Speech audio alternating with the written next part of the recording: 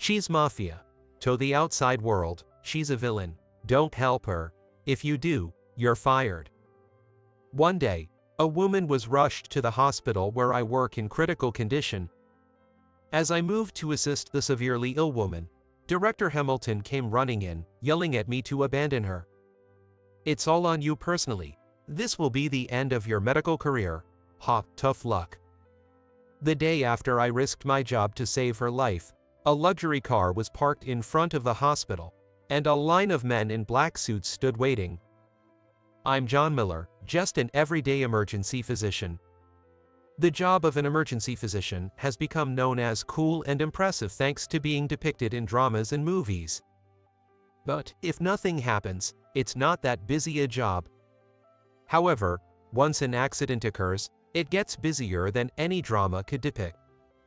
When many emergency cases are brought in, used gauze gets thrown on the floor, and harsh words fly around at the scene. It gets so noisy that voices can't be heard, people bump into each other, and stumble over carts carrying equipment. In such life-saving scenarios, hierarchies hardly matter. Even I would follow orders from a junior if they were best positioned to instruct. What we emergency physicians always prioritize is saving our patients. So, it's perfectly normal for me to assist a junior who is managing a patient. But that's only during busy times. Normally, even as doctors, our jobs are not much different from office workers. We're not doing sales or paperwork, but it involves the same sort of mundane office life. I've been in the emergency medical team at this hospital for 20 years, and that hasn't changed. Emergency medicine is so busy that interns often request transfers to other departments, but I've been committed to this field for all these 20 years. That's why I'm considered a veteran. Good morning, Mr. Hamilton. As I spot Director, Mr. Hamilton, I stand to greet him. While it's good to make daily rounds and check on the hospital's status, it seems that Mr. Hamilton's purpose is somewhat different. The director's name is Tyler Hamilton. Mr. Hamilton's primary concern is simply whether something makes money or not. Though the hospital must be run as a business, I fundamentally disagree with his approach. Despite holding a medical license, Mr. Hamilton often acts in a manner unbecoming of a physician. I hear we had a traffic accident victim yesterday. How is she? One patient sustained severe head injuries and is in the ICU, still unconscious. Another suffered significant fractures and lacerations in the thigh and will be monitored here today before potentially being transferred to surgery if there are no complications. Emergency departments typically don't keep patients long. That would be the case in any hospital. That's fine then. Mr. Hamilton replies and then leaves, apparently having lost interest. We doctors, and even the nurses, cast doubtful glances at his retreating back.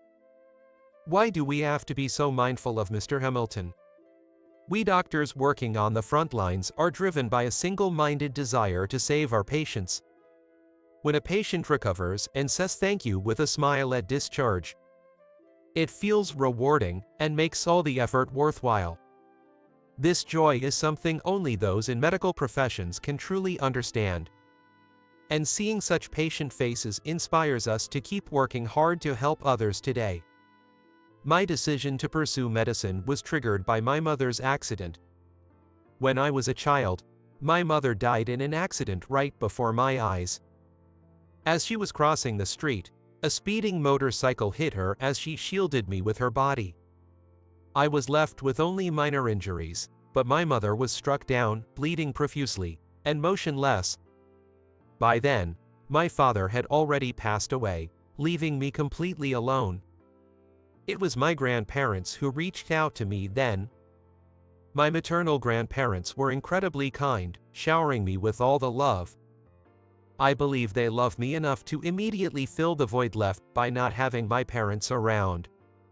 Therefore, I can confidently say that I am happy. Still, there are times when the moment I lost my mother flashes back. At that time, I was too young to do anything, I didn't know what to do, and I was just crying. Without calling an ambulance, I clung to my unresponsive mother. I hated and felt pathetic about myself, unable to do anything as my mother's body grew colder and disappeared.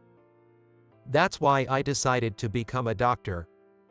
I no longer wanted to just stand by helplessly, calling out to someone who had collapsed. If I ever found myself in a similar situation again, I would want to be able to help, no matter what. That feeling grew stronger as I got older. Grandpa, I have a request. For that, I first needed knowledge and skills. I faced my grandparents with a serious expression and straightened my back. What's wrong, John? Grandpa responded seriously to my tone. I want to become a doctor. I know it's expensive to go to med school, and it's tough. I feel bad for asking for more money after you took me in, but I really want to become a doctor. John, I will definitely pay you back once I become a doctor. Please let me go to med school. I pleaded right there. All right, John, do as you please. Grandpa, are you sure? Of course, you are our dear grandson. We wouldn't dream of standing in the way of your dream. Exactly, John, do your best. Both my grandparents supported me. I must have been a really costly grandchild. I've caused them a lot of trouble, but I'm nothing but grateful. That's why I studied hard and learned medicine. I will definitely become a doctor, and if Grandpa or Grandma ever get seriously ill, I will be there to help them. I won't just stand by as I did when my mother died. I can't bear to lose another loved one. With that determination, I was able to successfully obtain my medical license. However, the director of the hospital I joined, Mr. Hamilton, was hardly what you'd call a good man. His policy included discharging patients as soon as possible. It wasn't because we were busy with waiting patients. There are several advantages to freeing up beds quickly, but the primary reason is probably for financial gain. Empty beds mean new patients can be admitted. As patients are cycled through, money keeps moving. Basically, it seems he wants as many people as possible to spend money. From the beginning, Mr. Hamilton was solely focused on profit. Of course, if patients are well, it's fine to discharge them, but it can be problematic when we want to monitor them a bit longer. Normally, patients stay until stitches are removed after surgery. Post-operative conditions can change unexpectedly. That's why we want them to rest, but Mr. Hamilton suggests discharging them just 2 days after surgery. We argue it's unreasonable, but he retorts, "What? Just make them come for outpatient visits." I was shocked that a doctor could make such a statement. Of course, outpatient care might suffice in some cases, but some patients might need hospitalization due to their home environments or physical conditions. Mr. Hamilton might think a postoperative condition is just that, but it's reckless to say so without listening to the attending doctor's opinion. This is my hospital. Don't defy my decisions. Understand? Every time, I sigh at the statements Mr. Hamilton makes. Especially appalling was his remark the other day. Drive away any patient who's even slightly off. He said calmly and boldly. What does he mean by an off patient? These are people who come to the hospital because they are ill or injured. What a thing to say. Some patients may become disoriented due to a head injury or act out due to their condition worsening. Nurses approach these cases with great care, and doctors focus on treatment. Everyone is dedicated to thinking of the patient's welfare, yet Mr. Hamilton, of all people, should never say something like dismissing them. The duty of a doctor is to support his patients to the very end. Despite being a terrible director, this hospital is the largest in the region. Working at this hospital also serves to reassure my grandparents. Today, too, I'm heading to work at that hospital. Regardless of Mr. Hamilton, there are patients waiting for me. My job is to treat them and see them healthy and discharged. John, you can go for lunch now if you're ready. All right. Go when you can. The patients are stable, and we can handle anything that comes up with the doctors who are staying. Have a good lunch. The set A is recommended today.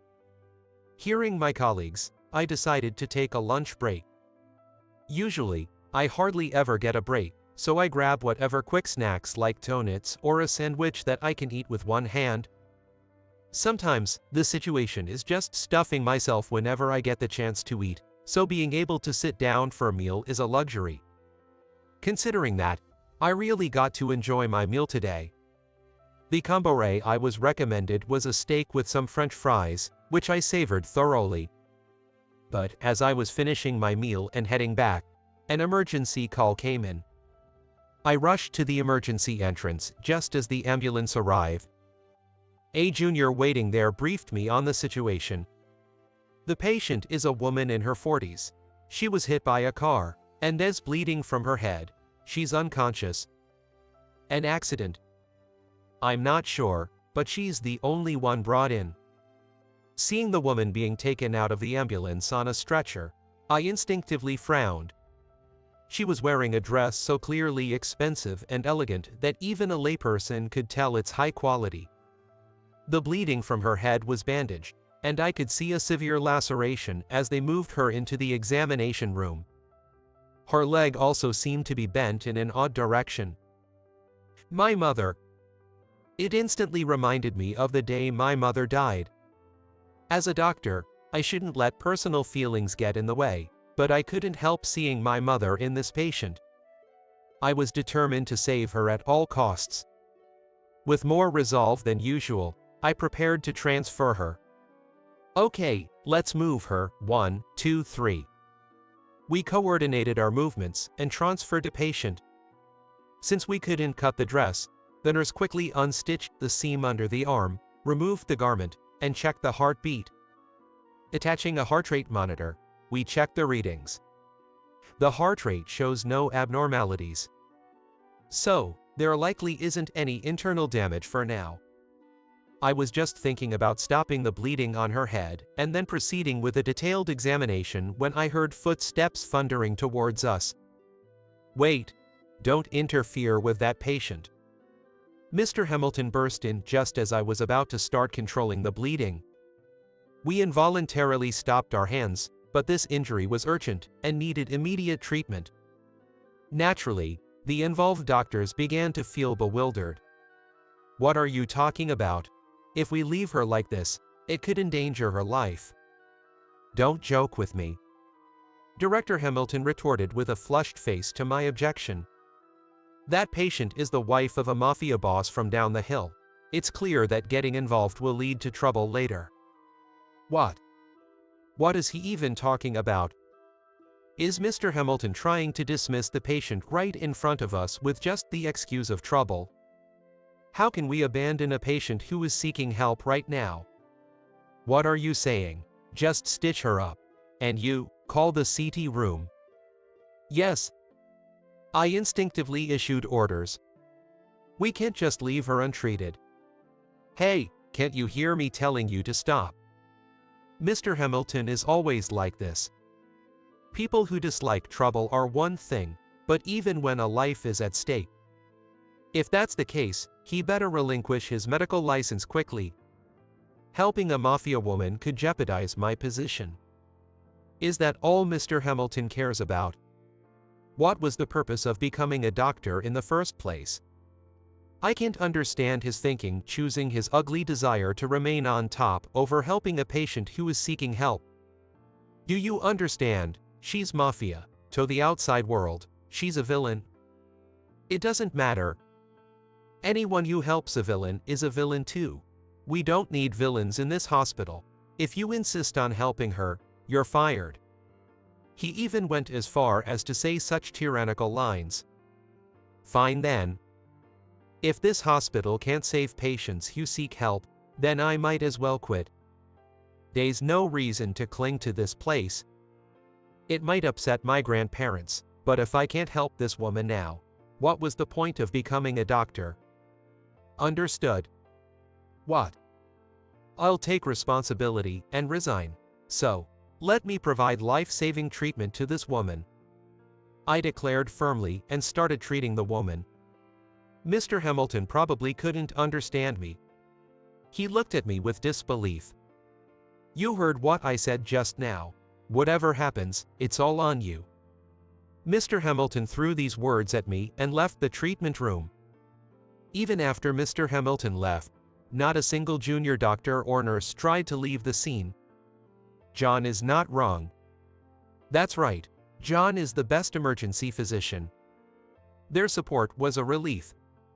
All right, let's continue the treatment. Yes. Afterward, we treated the woman with all our might. Her condition eventually stabilized. Upon contacting her family, it appeared that this woman really was the wife of a mafia family. The patient's name is Isabella. She is still connected to tubes, and this situation remains critical. Yet, seeing her breathe on her own, I felt a profound sense of relief. John. Then, Mr. Hamilton came back. As you said earlier, you'll take full responsibility for that patient. Handle all the criticism from the public yourself. You are responsible for her until she is discharged. I intended to do that from the beginning. This marks the end of your medical career. Ha, tough luck. With a snort, Mr. Hamilton glanced at the sleeping patient and left the room. I realized it was already dark outside. Tonight turned out to be another overtime shift. As I was getting ready to leave, a nurse named Natalie approached me. She has been a steadfast veteran ever since she joined the emergency department. John. Natalie. John, please don't quit. Her words caught me off guard. It's okay. You know that other doctors here are good people, even if Mr. Hamilton is not, right? Smiling with a sense of relief, I replied and slowly left the hospital. The next day, when I arrived at work, there was a luxury car parked in the hospital's parking lot that was clearly recognizable to anyone. A black luxury car. It's not the first time a wealthy person has come to this hospital, and since we have VIP rooms, it's rather a common sight. Normally, seeing a luxury car parked wouldn't surprise me, but what was surprising was next to it. Despite the considerable distance from the parking lot to the hospital entrance, a line of men in black suits stood. Their hands clasped behind their backs, chests buffed out, creating a striking scene that was indeed surprising. What's going on? Both I and other staff members, along with outpatients, were looking on curiously from a distance. It seemed not to be causing any issues at the moment, but I thought I'd have to intervene if it started affecting the patients. With that in mind, I entered the hospital. John, good morning. Good morning. Are the patients settled? Yes, they are. My first concern was the impact on the patients. Some patients should not be excited unnecessarily, so we can't let our guard down. About Isabella. What about her? Well, those men in black suits out front, they seem to be her entourage here to visit her. So, the family of the mafia is here, then? While I was concerned that Mr. Hamilton might make a fuss, as the attending physician, I decided to go and greet them. There were many things to discuss with the family about her injuries, and what to expect moving forward. When I visited the room, many eyes glared at me, but when I introduced myself as the attending physician, they all greeted me in turn. Isabella's husband, Vincent, thanked me profusely. Thank you. My wife's survival is all thanks to you. You are a lifesaver for her, he said. It's good to hear she's doing well, I responded. While the term mafia might not conjure a good image, Vincent was glad for Isabella's safety and able to express his gratitude to the doctor who saved her. What makes him different from an ordinary person? I thought he was more principled than Mr. Hamilton here. Vincent, this Dr. Miller is a wonderful doctor. Is that so? Yo, that's great. Isabella had regained consciousness, and though she was not yet allowed to move much, she was slowly talking with her husband, Vincent. Dr. Miller, I was conscious when I was brought in yesterday. What? I didn't have the strength to open my eyes, but I was aware. So, I heard your conversation with that Mr. Hamilton. But I'm sorry you had to hear such an unpleasant conversation. Such a conversation was not something pleasant for the patient to hear, especially at her most vulnerable moment. It could only have had a negative impact on her. What do you mean? Director of this hospital, Mr. Hamilton told everyone to abandon me. He said helping a mafia woman would only bring trouble, Isabella explained. What? Vincent's voice deepened with anger. It was to be expected. What husband in the world would remain calm when his wife is for such reasons?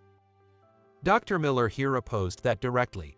Even when threatened with being fired from the hospital, he treated me like any other patient, she continued. Hearing the truth, Vincent's face filled with rage. Typical of a mafia boss. The aura, or rather the atmosphere in the room, changed abruptly. I was overwhelmed by the intense pressure. So, that director, Mr. Hamilton, was going to abandon you? Yes. It was good that we were in a private room.